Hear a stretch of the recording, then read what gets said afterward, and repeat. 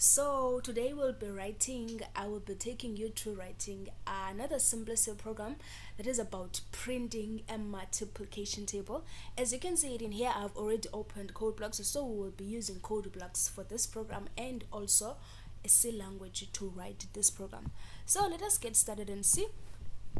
And the very first thing we do, as you all know, we start by writing the header file, which is our hashtag include. So you say hashtag include, and you do this like this, and you say stdio.h, and you do it like this, and you go and write the main function. It's very important, guys. And you open and close the brackets, and remember, before writing the body of your program, you have to open these curly brackets and close them. But it's not necessarily for you to close these brackets, but I personally prefer to open and close them and just write the program in between. Reason why is because I tend to forget closing them in here, and that actually leads to me having unreasonable errors, and yeah. So but for you, you can just erase them and close them when you're done, but for me, I'll just do it like this. So in as I have said, we'll be printing out a multiplication table.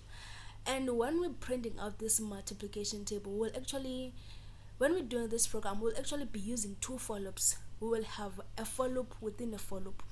So meaning we'll have an outer for loop, and also we'll have an inner for loop, and meaning we'll have two loop counters, meaning our first variable is I and our second variable is j. Now in this step, let us now start by declaring those variables just in here to just get our things very easy. We start by saying int I and say j, and don't forget the semicolon. Where we have declared the variables, and now the first step is printing out something that actually tells us that something that is more of a title or a heading. Remember, even when you have to actually maybe do a pie chart or a table of anything, you always get to have a title.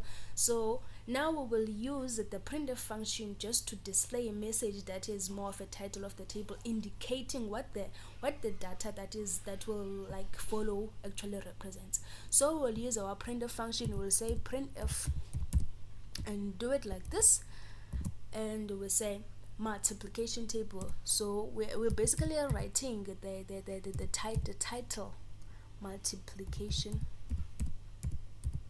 table. We're basically writing the title of our data, meaning of our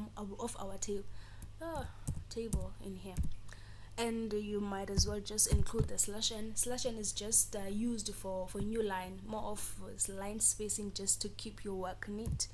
And after that, now we have to go to the main, I would say it's a main body of this program, like something that will actually help us in getting this table. And how do we do that? We use the printf function again, and we do it like this. Okay, let me just start by writing it, and I will explain it to you, because I wanna explain something that you will clearly get. So you might as well just say slash n in here, and don't forget the semicolon. So what is going on with this printf and these dashed lines in between? So I would say just take this as a visual separator. It shows the visual separator, the formatting of your table. Like the dashed lines actually creates a line that separates the title, which is this title you've written in here, and the table data, making it clear where the header ends and the table begins. And it helps formatting the output neatly, and it visually organizes the data, making it easier to scan and understand. So I would say this is basically what we are doing in this line, which is line number 6.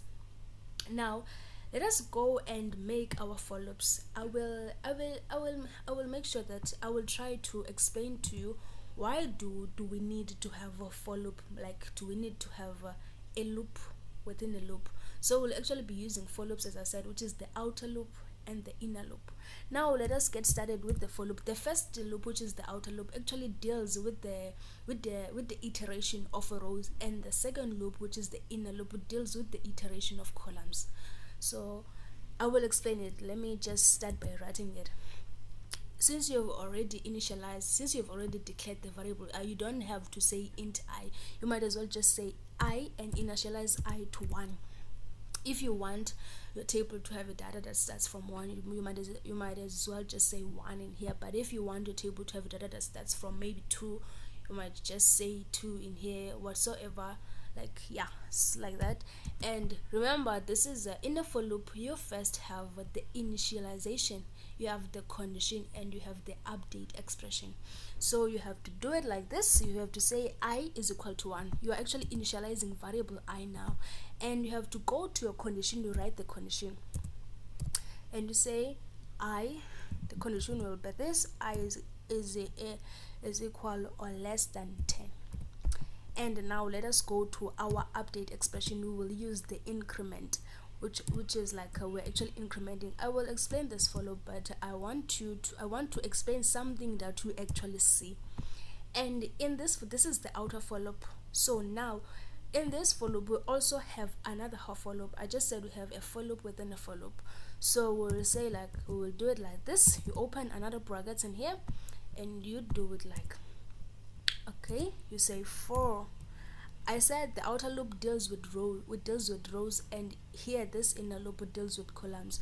You say for, and you go in like this, and you say j is equal to 1, and you go, that was the initialization, and now you go to the condition j, and you do it like this. In the j you write 10 in here, and after writing 10 you go your semicolon, and you go make your update expression, which is j plus plus. You actually increment, you are writing an increment. So it's basically like that. And after this you have to now print the product of the current row and the column, which is actually there. You have to print the data that will be present in this multiplication table of yours. And for that, what are you using? You're actually using the printf function. Printf function is used for printing the data or a text or anything. So you will use the printf function, and you will start by opening the brackets. Remember, it's mostly important to open the brackets when using the printf function. So you say printf, and you open the brackets like this, and you say don't do that. You do it like this, and you say percentage 40, and you write your comma in here. Remember, this actually holds a space for the product, and the product is made by the I multiplied by j. So you write I, and as we all know, for multiplication we always use j. So you write j in here, and you write a semicolon. I will actually come back in here and explain, just that I want to finish this off and explain it for you yeah. So you close the brackets in here again. Remember, in the way when you're actually using the print function, that it's mostly that you always open the brackets for the printf, and you close them again, and you print again, printf, and you do it like this. And yeah, now you actually have a slash, and this is just for the new line, and you have the semicolon in here, and after this you close the brackets. Now let us check these brackets. These ones go with these ones, and these ones go with these ones. So yeah, and in here you have the return 0, and it's a semicolon. Okay, I will actually try to make you understand the use of those for loops. Like, I will go back and try to make you understand the use of those for loops. So you have this for loop, the first one, and you have this for loop, the second one, and this second loop is inside of the first loop. I will make a scenario, but hoping that you will try to understand it. Let's say you are organizing a classroom sitting arrangement where you actually need to arrange students in rows and columns. Here is how you can relate this to the multiplication table. You have a classroom with 10 rows of desk and 10 columns of desk, and each desk can sit one student and you want to arrange a total of 100 students in this classroom, you need to make sure that every student is sitting in the correct row and in the correct column. So in here, the outer loop, think of this as imagining the rows of desk. So you need to go through each row one by one, and the inner loop, for each row you need to go through each column to place the students. I don't know if you get what I'm saying, but I'm trying to make a real life situation where you can relate to this. So managing rows is a responsibility of the outer loop, and managing the columns in the rows is a responsibility of the inner loop. So like in the outer loop, you have a loop that runs from row 1 to row 10, and each time the loop runs, you're handling one row of desk. So this is basically all these loops are actually about, but I'm trying by all means to actually relate this to something that you can easily get, or a person can understand. Hopefully you get it, but you will see the results, and hopefully we haven't made any mistakes in this program.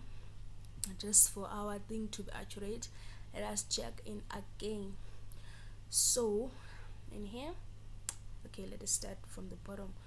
Okay, and you go like this, and you go like this, and you go like this, and like this, and this, and this. Yes, and it's very important to check your program before doing anything. So yeah, you have to check, and this and this. Okay, let us run it and see. Compile. You first start by compiling your program and save it however you want, as long as you will remember it. As you can see in here, I have no errors. Let us run it and see.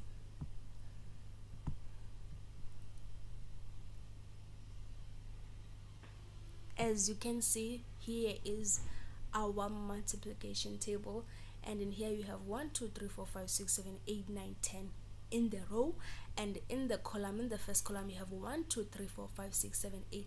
Since we were using it's a multiplication table, so it's actually 1 times 2 and you get the answer.